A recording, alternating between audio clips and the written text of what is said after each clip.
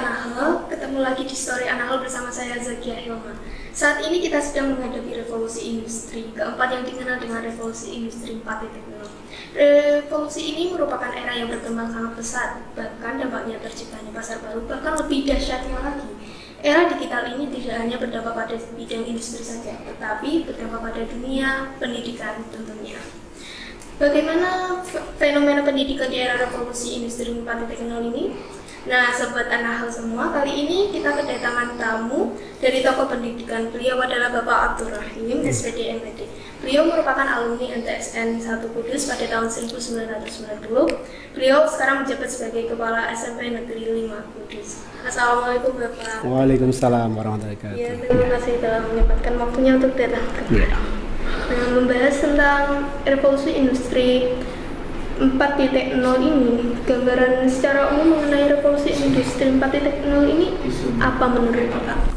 Baik, terima kasih Mbak Ilma. Secara umum revolusi industri 4.0 ini sejarahnya dimulai dari abad 18 di mana terkenal dengan istilah revolusi industri 1.0 dengan ditemukannya penemuan mesin uap. Terus berikutnya revolusi industri 2.0 di abad ke-19 dan 20 di mana listrik sudah ditemukan sehingga segala sesuatunya bisa lebih mudah.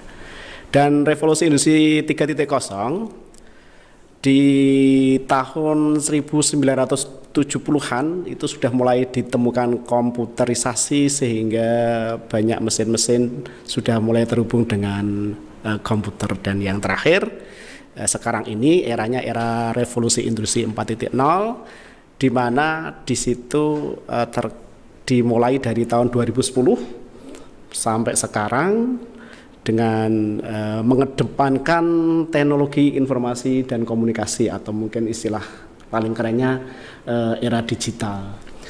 Selain itu juga terkenal juga dengan era disrupsi, segala sesuatu bergerak dengan cepat, tidak bisa diperhitungkan, bahkan kita tidak bisa memprediksi seperti apa di masa yang akan datang. Jadi prinsipnya itu kita di era ini harus selalu mengikuti perkembangan teknologi informasi dan komunikasi. Lalu membahas tentang pendidikan, seperti apakah pembelajaran di era revolusi industri 4.0 ini? Apakah sistemnya itu sama dengan sekarang dengan fasilitas daring atau ya terus terang saya sebagai murid dan semua ya Sobat Anahal juga ini kadang merasa ya kalau daring ini itu boros kuota dan kalau belajar di rumah itu ya juga sangat membosankan seperti itu. Apa tanggapannya Bapak? Baik, terima kasih. Untuk pembelajaran di era ini dan kebetulan ini tepat sekali sebetulnya di era revolusi industri 4.0 ini kita sebetulnya belum siap masuk ke sana. Tapi ini dipicu dengan adanya COVID-19 ini, jadi bisa dipercepat. Akhirnya semuanya harus memanfaatkan IT. Jadi iya harus ya. Kita harus mau tidak mau, suka tidak suka, kita harus bisa menyesuaikan. Kalau kita tidak bisa menyesuaikan, maka kita akan ditinggal oleh zaman.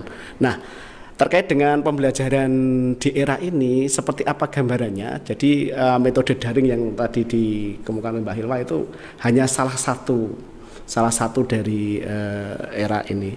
Jadi yang terpenting begini. Jadi Ki Hajar Dewantara di tahun itu sudah mengungkapkan bahwa semua orang itu adalah guru. Dan semua tempat itu adalah sekolah. Nah, tidak hanya terbatas orang, siapapun itu bisa jadi guru dan siapapun bisa jadi sekolah. Seperti sekarang ini, sesuai dengan tema Herdiknas tahun ini, Bapak Menteri kita Mas Nadiem mengatakan bahwa kita harus belajar dari COVID-19. Jadi dengan adanya COVID kita dipaksa untuk belajar, semuanya saja dipaksa untuk belajar. Mulai dari guru yang asalnya mungkin tidak begitu paham dan tidak begitu familiar dengan IT, sekarang dipaksa untuk belajar IT agar nanti bisa menyampaikan ilmunya kepada anak-anak. Begitu juga dengan anak-anak, dengan siswa juga sama, jadi dipaksa untuk belajar memanfaatkan IT dalam pembelajarannya. Dan tidak hanya itu, orang tua, kakak juga dipaksa untuk belajar agar bisa mendampingi anak-anaknya. Jadi intinya daring itu memang hanya sebagian kecil dari era revolusi industri ini. Nah, sekarang pertanyaannya dari perspektif siswa ini kan memberatkan. Yang jelas yang pertama itu kuotanya boros, jenuh dan seterusnya. Jadi itu yang terpenting sekarang adalah bagaimana seorang guru itu pandai-pandai memanfaatkan ini. Jadi tidak hanya daring itu tidak hanya melulu harus pakai kuota, harus pakai Vicon, harus pakai YouTube, tidak. Jadi guru harus kreatif, harus aktif bagaimana caranya mengkombinasikan pembelajarannya antara model daring, luring maupun nanti pada akhirnya kalau diperlukan memang harus ketemu dengan anak, maka kita juga harus ketemu. Dan masalah kuota, bagaimana dengan kuota? Memang boros. Tapi perlu kita lihat juga apakah memang borosnya karena untuk pembelajaran atau juga untuk main-main. Nah itu, jadi porsinya ternyata mungkin 50-50, mungkin banyak bermainnya. Terus terkait dengan jenuh, itu tergantung bagaimana kita mensiasati itu, bagaimana kita mengikuti pembelajarannya secara enjoy, nanti saya yakin tidak jenuh. Iya, kalau dibuat untuk hiburan kan ya nggak jenuh. Iya, berarti kan tergantung gurunya. Terus apa sih yang perlu dipersiapkan para siswa untuk menghadapi era revolusi ini? Baik, intinya begini, ini siswa kita sekarang ini istilahnya termasuk generasi emas. Karena nanti pada saatnya nanti kira-kira 15 tahun, 20 tahun lagi nanti Indonesia itu yang megang Anda sekalian. Gitu. Iya. Dan apa yang harus dipersiapkan? Yang jelas satu, anak-anak harus mau belajar dari siapa saja, melalui apa saja.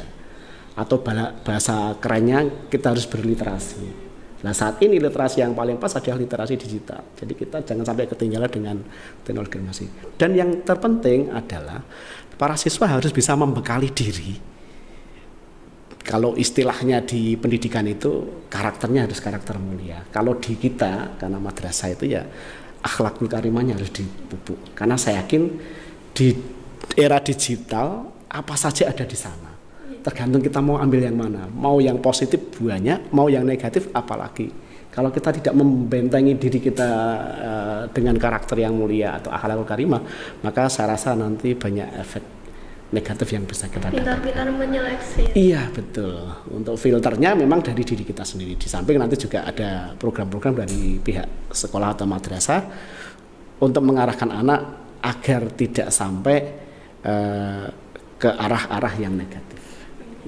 Nah untuk internet kita tahu kan kita semua tahu ya Kak, Indonesia itu beribu-ribu pulau. Terus kadang di berbagai daerah itu berbeda dengan sinyal atau kualitas internetnya. Terus bagaimana ini cara untuk menyelaraskan pendidikan antar daerah terpencil dengan daerah yang sudah maju seperti Jawa ini? Baik, terima kasih. Kebetulan saya juga termasuk tim narasumber di tingkat pusat. Saya pernah mendampingi daerah-daerah 3T. Jadi ternyata di luar Jawa itu banyak daerah 3T yang disebutkan Pak Irwan tadi. Jadi terdepan, terbelakang, terdalam. Dan akses untuk ke sana, akses darat saja bisa ditempuh dalam waktu 2, 3 sampai 10 jam gitu, memakan waktu yang banyak. Dan tidak semua fasilitas sama yang kita dapatkan. Nah, itu kalau kita lihat pulau-pulaunya, kita tidak usah jauh-jauh saja. Di sini saja semua siswa tidak merata dalam hal IT-nya, dalam hal dia punya gadget atau mungkin ada beberapa daerah yang internetnya tidak terjangkau. Nah, itu juga harus kita pahami betul. Makanya di sini kata kuncinya adalah pembelajaran harus tetap berjalan. Terus bagaimana caranya? Maka caranya adalah bagaimana pintar-pintarnya guru dan pihak sekolah atau madrasah untuk mengemas itu sehingga semua anak bisa terjangkau. Jadi kalau bisa daring, kita ikuti daring. Kalau bisa luring, kalau daring itu memang harus interaksi melalui jaringan. Kalau luring itu tanpa harus ada jaringan, kita bisa misalnya melalui siaran TV. Kan sekarang digalakkan juga TV edukasi, di mana setiap jam 7 sampai jam 11 itu memang dikhususkan untuk pembelajaran. Atau juga bisa jadi ada beberapa guru yang ngalahi istilahnya, harus berkunjung ke rumah-rumah siswa. Nah, bagaimana kalau jangkauannya jauh, maka bisa di kelompok-kelompok siswa, jadi yang terdekat nanti berkelompok, nanti Bapak Ibu guru akan datang untuk memberikan pembelajaran. Atau mungkin suatu saat bisa juga anak-anak yang tidak terjangkau dengan IT dan tidak mempunyai kesempatan untuk mengikuti model daring, maka dia bisa ke sekolah untuk bertemu Bapak Ibu guru untuk mendapatkan ya sekedar pembelajaran sekilas sama tugas-tugasnya, sehingga semua anak akan mempunyai hak yang sama dalam pembelajaran, baik secara daring, luring maupun dengan tatap muka gitu. Terus dampak positif dan negatifnya dari pembelajaran digital ini apa ya? Baik, yang jelas dengan pembelajaran digital itu sekarang dunia tidak ada batasnya. Jadi dunia tanpa batas, dunia ada di genggaman. Hanya dengan gadget kita bisa apa saja, bisa melihat apa saja, bisa belajar apa saja. Itu dampak positifnya. Nah, dampak negatifnya apa? Nah, ternyata di dalam gadget itu, di era digital ini tidak semuanya konten positif. Jadi anak-anak harus selektif, harus memfilter diri dengan cara apa? Nah, makanya ada pentingnya kalian sekolah di madrasah, sehingga memang sudah ada rambu-rambunya, mana yang boleh, mana yang tidak. Jadi itu semuanya harus kita hadapi. Jadi ada positif, ada negatifnya. Nah, bagaimana kita bisa mensikapinya sehingga ini tidak jadi tanggung jawab guru saja, juga tanggung jawab siswa itu sendiri, bahkan orang tua. Karena sekarang kan 100% jamnya ada di rumah. Berarti siapa yang berperan aktif ya di keluarga itu? Oke, Sobat Anahal, perlu kalian tahu juga nih, Bapak Abdur Rahim ini dulunya mempunyai prestasi dan penghargaan di tahun 2013 maksud saya. Beliau ini mendapatkan juara 1 guru SMP berprestasi nasional. Di tahun 2014, beliau pernah mengikuti short course di Australia selama 10 hari. Di tahun 2015, beliau mendapatkan penghargaan Satya Lencana Pendidikan dari Presiden. Bisa diceritakan sedikit Pak tentang proses Bapak mengikuti lomba guru SMP berprestasi tersebut? Baik, terima kasih. Saya pribumi. Jadi saya itu lahir di Prambatan Kidul. Saya anak madrasah, jadi mulai dari MI-nya di Prambatan, MTS-nya di Prambatan, MAN 2 Kudus yang saat itu angkatan pertama juga saya di Prambatan. Jadi 12 tahun saya sekolah di sini. Setelah di MAN, karena ini angkatan pertama, maka beda dengan pendahulu saya. Kalau pendahulu saya itu kan PGA, itu kan biasanya lulus PGA nanti masuk ke IAIN. Kalau saya enggak. Kebetulan saat itu saya ikut PMDK, jadi seleksi tanpa tes tertulis di IKIP Semarang. Saya diterima di pendidikan fisika tahun 93. Nah, kebetulan saya dapat beasiswa, 2 beasiswa, 1 beasiswa dari Jarum, yang 1 beasiswa dari kementerian. Jadi 2 beasiswa. Hanya dengan 2 beasiswa itu saya bisa kuliah sampai selesai, dan akhirnya tahun 1998 saya lulus S1, langsung daftar PNS dan diterima. SK pertama kali saya di SMP 3 Jekulo Kudus. Setelah 8 tahun di sana, akhirnya ditarik di SMP 1 Kudus. Nah, saat di SMP 1 Kudus saya membimbing siswa-siswa OSN, KIR, dan kebetulan saat itu anak-anak didik saya bisa menjuarai di tingkat nasional, OSN bisa meraih emas, perak, dan perunggu, dan KIR, dan juga saya membimbing guru-guru. Nah, disitulah awal saya mengikuti lomba guru berprestasi, karena guru berprestasi itu yang dinilai ada secara keseluruhan, prestasi dirinya, prestasi siswanya, dan prestasi sekolahnya. Nah, kebetulan saya mengikuti lomba di tingkat kabupaten juara 1. Tingkat provinsi juara 1, dan yang terakhir tingkat nasional juara 1. Nah, berarti saat itu tahun 2013 Pak Rohim yang atase anak madrasah itu bisa menjuarai di tingkat nasional. Rewardnya lumayan, dapat uang puluhan juta, bahkan hampir 50 juta. Terus setelah itu dapat laptop, terus dapat reward short course di Australia selama 10 hari. Itu kalau dinilaikan itu nilai 30 juta. Jadi untuk lomba ini luar biasa, dapat penghargaan dari menteri, dapat penghargaan dari gubernur. Nah, itu. Jadi perjalanannya sangat panjang, dan itu merupakan proses, dan betul memang hasil tidak akan menyia-nyiakan proses. Yang penting prinsipnya Kalau kita melaksanakan tugas apapun itu, baik siswa maupun guru, kita yang penting bertugas saja, yang penting kita mengabdi saja, tidak usah pikir apa-apa. Dan nantinya prestasi itu mesti ada. Saya ingat pesan dari guru saya itu. Pesannya cuma gini, golek jeneng, mengko jenenge teko dhewe. Jadi carilah nama dulu. Nanti setelah nama itu ada, maka kita akan mendapatkan apa saja yang kita mau. Nah, tadi kan Bapak bilang di tahun 2014 mengikuti short course di Australia. Nah, bisa diceritakan tidak Pak, bagaimana mengikuti pelatihan di sana atau seperti apa? Ya, ini karena sebagai reward, saat itu pesertanya ada sekitar 10. Se-Indonesia hanya 10. Kebetulan saya jadi salah satu di antaranya dan saya jadi ketua rombongan malah. Itu saya berkesempatan 10 hari di Australia gratis. Gratis. Diberi uang saku juga. Iya.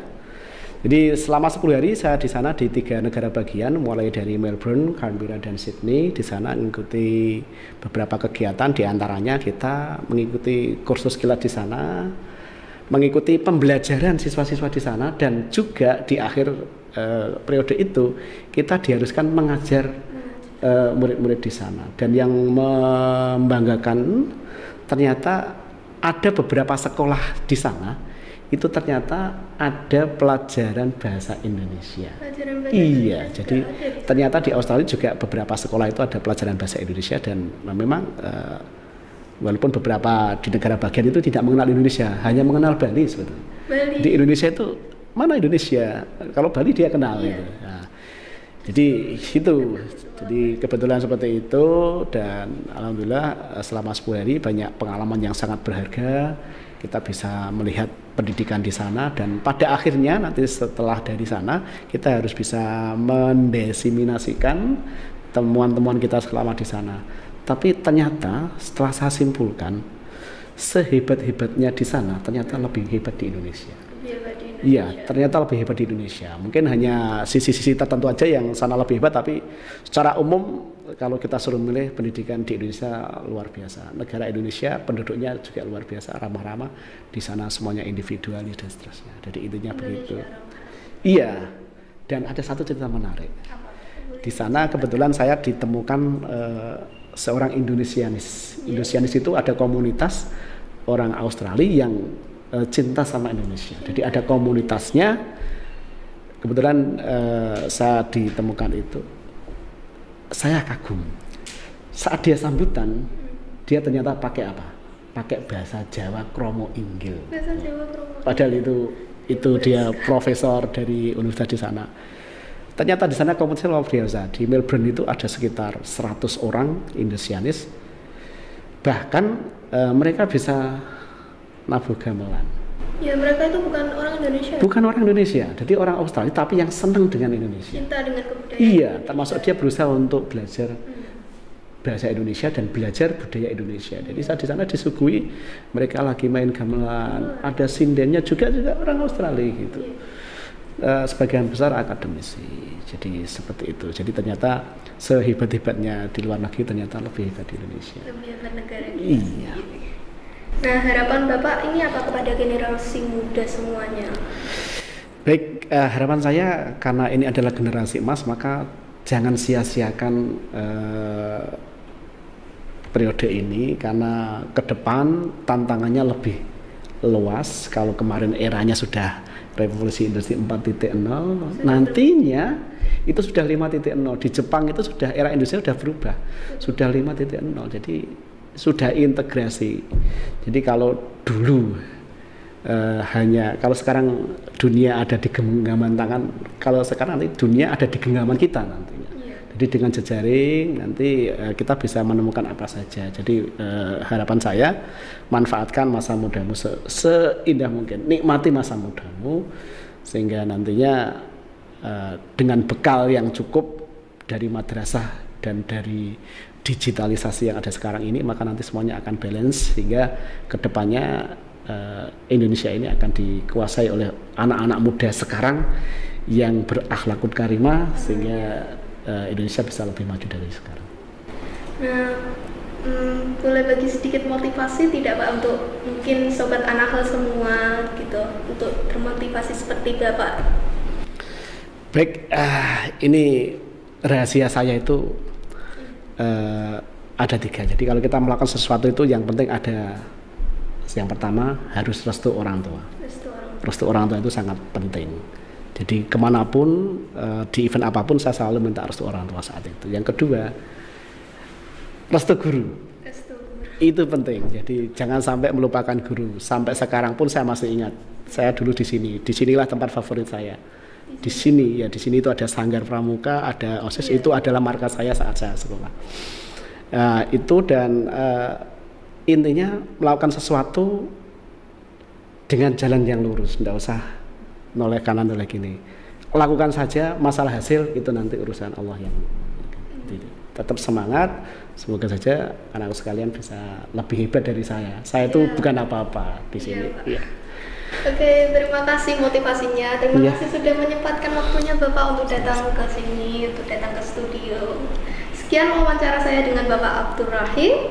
Saya Zakia Hilma, mohon undur diri. Wassalamualaikum warahmatullahi wabarakatuh. Waalaikumsalam warahmatullahi wabarakatuh.